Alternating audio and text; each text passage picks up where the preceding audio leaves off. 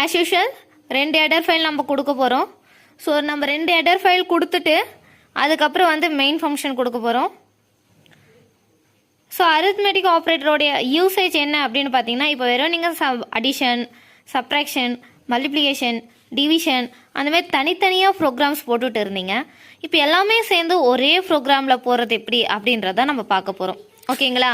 So இப்போ வந்து 2 value மட்டும்தான் கொடுக்க போகிறேன். அதனால் A, B அப்படின்னு கொடுத்துட்டேன். இப்போ பார்த்தீங்கன்னாக்கா அடிஷனுக்கு ஆடனும், சப்ட்ராக்ஷனுக்கு சப்னும், மல்டிப்ளிகேஷனுக்கு MULனும், டிவிஷனுக்கு DIV, மாடுலஸ்க்கு MODன்னு கொடுத்துக்கிறேன். ஸோ ஒவ்வொன்றுத்துக்கும் ஒவ்வொரு வேரியபிள் ஸ்டோர் பண்ணுறோம்.